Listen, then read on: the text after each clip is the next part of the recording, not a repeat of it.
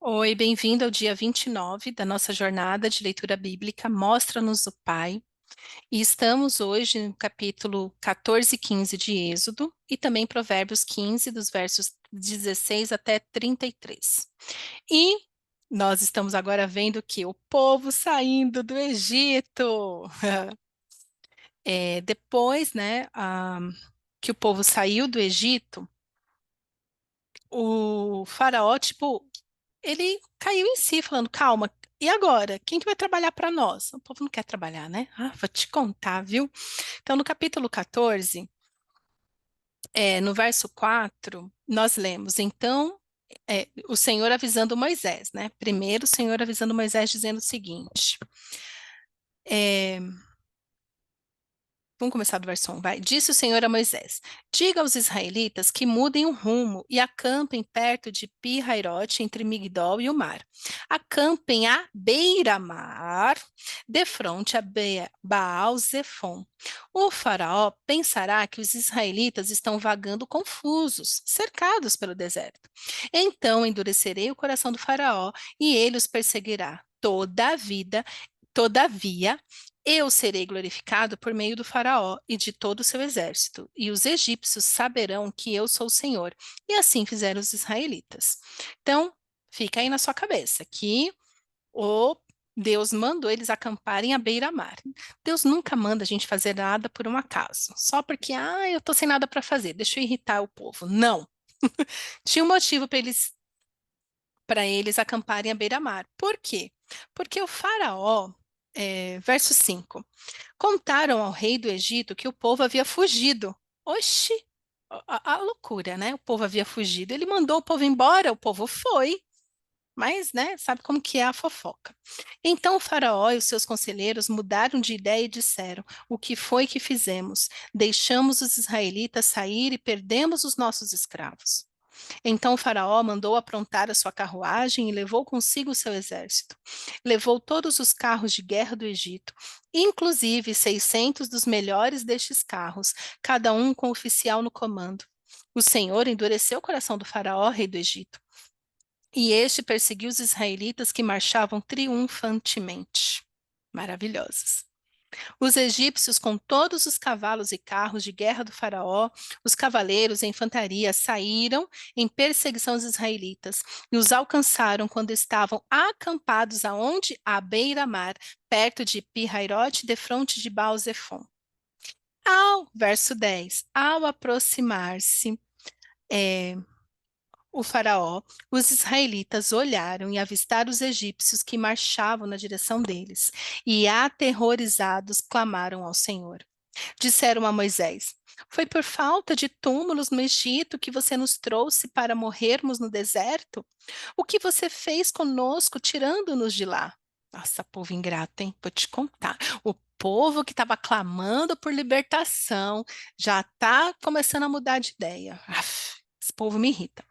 Já, já tínhamos dito a você no Egito: deixe-nos em paz, seremos escravos dos egípcios, antes ser escravos dos egípcios do que morrer no deserto.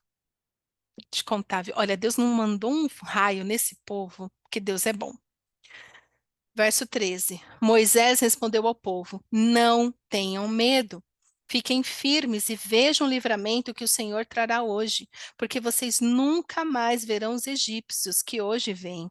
O Senhor lutará por vocês. Tão somente acalmem-se. Calma. O Senhor está no controle da sua vida. Então, no episódio passado, eu falei sobre o novo nascimento. Saiba que quando nós nascemos de novo, nós precisamos saber quem é o nosso Deus. A nossa fé precisa se desenvolver. O povo saiu do Egito com sinais e maravilhas, mas agora eles estavam longe do Egito, do seu lugar de conforto. Estava uma porcaria no Egito, eles eram escravos, mas era o seu lugar de conforto. Agora eles estão pensando seriamente em voltar para o lugar de conforto. E Moisés fala: não, Deus, ele lutará por vocês, acalmem-se. Então, o problema do novo convertido é saber que aquele lugar de conforto não serve mais para ele. Agora, para o novo convertido, a sua fé precisa crescer e se fortalecer no Senhor. Por quê? Porque senão você vai continuar escravo do diabo, vai começar a achar que ser escravo do diabo não é tão ruim assim. É sim, é horrível. Vocês, você precisa permanecer firme, ok? Verso 15. Disse então o Senhor a Moisés: Por que você está clamando a mim? Diga aos israelitas que sigam avante. Ou seja, tem hora que você só tem que marchar, você não tem que ficar, ai, mas agora? Ai, eu quero. Não. O Senhor falou assim: diga ao povo que avance.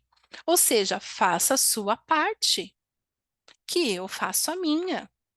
Então, desde a 10ª praga, o Senhor está levando o povo, este é o novo nascimento, a um lugar de decisão, de escolha e de crescimento. Você tem que andar, você tem que experimentar agora por si só o poder do Senhor.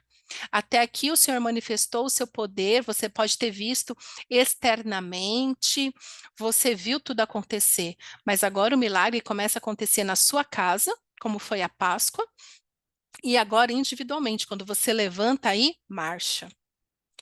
Verso 16: Erga sua vara e estenda a mão sobre o mar, e as águas se dividirão, para que os israelitas atravessem o mar em terra seca. Eu, porém, endurecerei o coração dos egípcios e eles os perseguirão, e serei glorificado com a derrota de Faraó e de todo o seu exército, com os seus carros de guerra e seus cavaleiros.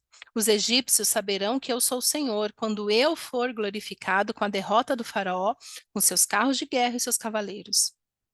A seguir, né, o anjo de Deus, que ia à frente dos exércitos de Israel, retirou-se, colocando-se atrás deles.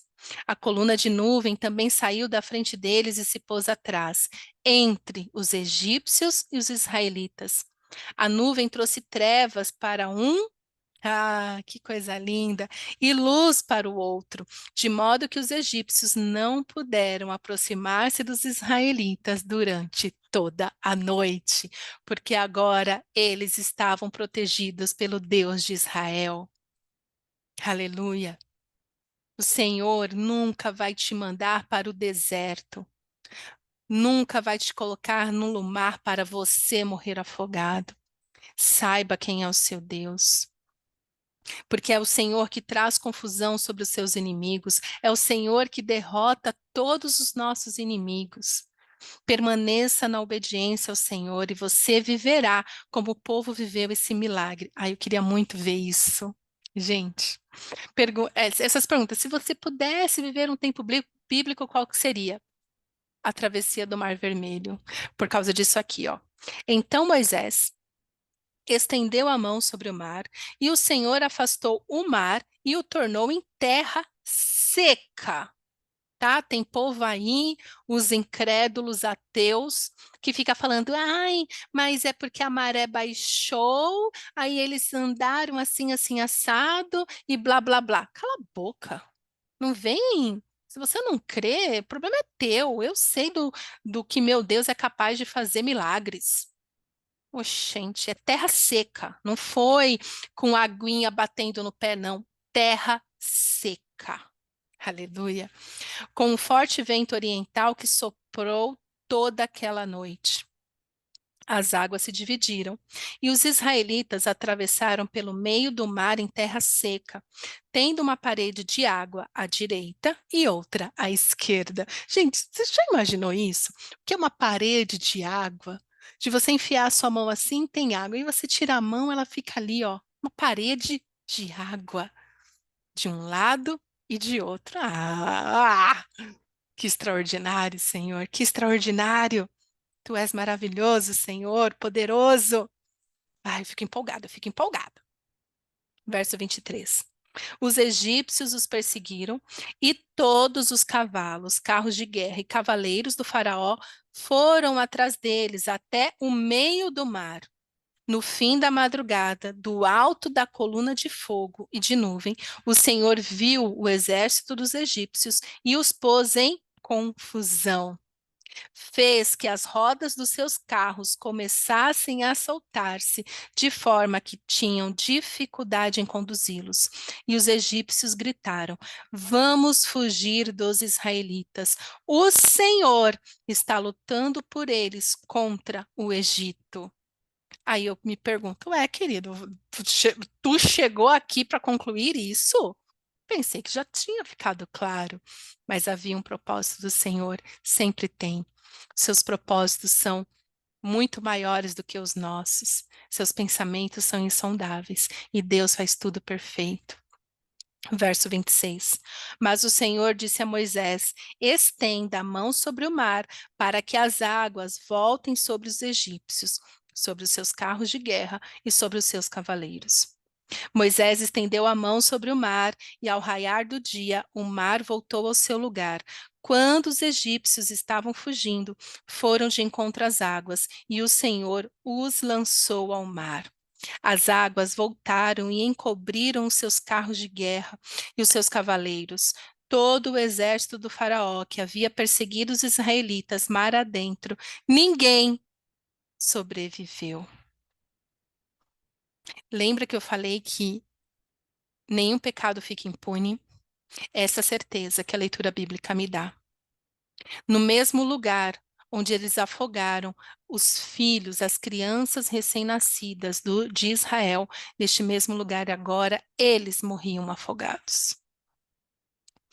Da mesma maneira como eles afogaram cruelmente, tentando exterminar o povo de Israel, da mesma maneira como eles fizeram, agora o Senhor fazia com eles. Porque Deus é mau? Não. Eles atraíram essa maldição sobre eles, quando eles mataram covardemente. Desde Caim e Abel, o Senhor deixa claro que o sangue do inocente derramado na terra clama por justiça. E aquelas crianças choravam, clamando por justiça. O sangue daquelas crianças inocentes clamavam por justiça.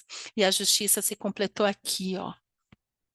Por isso que a palavra de Deus diz que, mais para frente a gente vai ver, né? Se matou assim, aquele que faz assim, desse mesmo jeito morrerá. É por causa disso. Você nem precisa se esforçar. Deus é justo. Ponto. Deus é o justo juiz. Verso 29. Mas os israelitas atravessaram o mar pisando em terra seca, tendo uma parede de água à sua direita e outra à esquerda. Naquele dia, o Senhor salvou Israel das mãos dos egípcios, e os israelitas viram os egípcios mortos na praia. Israel viu o grande poder do Senhor contra os egípcios, temeu o Senhor e pôs nele a sua confiança, como também em Moisés, o seu servo. O objetivo do Senhor de fazer-se conhecido no meio do povo de Israel, este povo que foi escravizado por 430 anos. O objetivo foi alcançado. Agora o povo sabia quem era o Deus de Abraão, de Isaac e Jacó, o Deus que salva, a rocha inabalável, o Deus misericordioso, o Deus que ouve o clamor do aflito e vem socorrê-lo. E assim o povo finalmente temeu o Senhor e pôs nele a sua confiança. O povo que já estava achando que os deuses do Egito mereciam algum crédito. Este povo agora se rendia ao Senhor. E no capítulo 15 tem o cântico de Moisés. Capítulo 15, verso 11 diz: Quem entre os deuses é semelhante a ti, Senhor? Quem é semelhante a ti, majestoso em santidade, terrível em feitos gloriosos, autor de maravilhas? Verso 17. Tu o farás entrar e plantarás no monte da tua herança, no lugar, ó Senhor, que fizeste para a tua habitação, no santuário, ó Senhor, que as suas mãos estabeleceram. O Senhor reinará eternamente. Aleluia, aleluia, aleluia, amém. Que essa história de libertação encha o seu coração de temor, que você, ao ler, tenha a sua fé fortalecida. Você, você na sua casa, no seu secreto com o Senhor, possa viver os milagres do Senhor no íntimo, no secreto. Ponha sua confiança em Deus. O povo agora, vivendo mais uma vez os milagres, eles começavam a crer. Começavam a crer, este é o nosso Deus. Só que não para por aqui, a gente vai ver quantos contratempos eles tiveram. Mas você hoje, que consegue ler a Bíblia de Gênesis a Apocalipse, põe a sua fé no Senhor. Confie em Deus completamente, porque Ele nunca falha. Deus nunca falha, Ele é perfeito. Nós falhamos, nós desanimamos, mas Deus vem sempre, sempre em nosso socorro, mais uma vez fazendo milagres, para que a nossa fé cresça e se fortaleça. Deus é fiel, é Deus que derrota os nossos inimigos. Lendo essa história, do Egito, dos egípcios sendo estraçalhados no lugar do milagre de Israel, foi o lugar da destruição do Egito, do exército do Egito. Foi no mesmo lugar. Eles passaram em terra seca no meio do mar e depois a água se fechou sobre eles e eles morreram afogados. Por isso, queridos, que eu confio completamente, totalmente na justiça de Deus, porque Deus, ele é justo. Eu não preciso mover uma palha contra ninguém, contra nada nem ninguém. Pelo contrário, eu oro pelos meus inimigos, para que o Senhor tenha misericórdia deles, porque eu sei que Deus é fiel. E aquele que tenta prejudicar um filho de Deus, o juízo vem sobre ele. Não que eu seja lá essas coisas, tá, gente? Longe de mim. Mas saiba que quando você está no temor do Senhor, todo aquele que tenta te prejudicar, que tenta te sabotar, ore por essa pessoa. Ore mesmo, porque a justiça do Senhor vem e ela acontece. Então que essa pessoa se converta, né? Porque assim, o objetivo é envergonhar Satanás, é fazer o diabo perder. E como que o diabo perde? Quando ele perde um aliado. Agora não, você olha para os seus inimigos que te prejudicam, que ela se prejudique também. Você só está dando munição para o diabo. Agora, quando Jesus nos leva a orar pelos nossos inimigos, é fazer com que o diabo perca os seus aliados, é fazer com que o diabo perca os seus servos. Aí sim, aí sim você vê a vitória do Senhor, porque Deus ele não se agrada com a morte do ímpio. Não se agrada. Mas quando um ímpio se converte, se torna testemunho do milagre de Deus, o diabo perde um aliado. E o céu ganha mais uma alma, é mais uma luz brilhando Jesus aqui na terra. Então eu confio completamente na justiça de Deus. Isso me tranquiliza. Então, assim, você se incomoda de fulano, Beltrano, Ciclano falando mal de você? De maneira alguma. Eu sempre passo no filtro, Senhor, será que eu estou errando? Senhor, aonde eu estou errando? Me mostra, porque eu quero andar no temor do Senhor. Agora o resto, quer falar mal de mim, fale, quer me prejudicar, prejudica. Vocês façam o que vocês quiserem. Eu não estou nem aí. Eu só me importo de servir ao meu Senhor e ser fiel a Ele. É a única coisa que me importa, porque a justiça de Deus sempre vem, sempre acontece. Deus é fiel. Que isso encha o seu coração de fé hoje. Pai, obrigada pela tua palavra, pelo teu cuidado. Obrigada, Senhor, pela tua justiça. Podemos confiar que o Senhor faz justiça. Podemos ser injustiçados, podemos ser escravizados, podemos ser dilacerados, mas a nossa esperança está em ti e a nossa confiança está na tua justiça.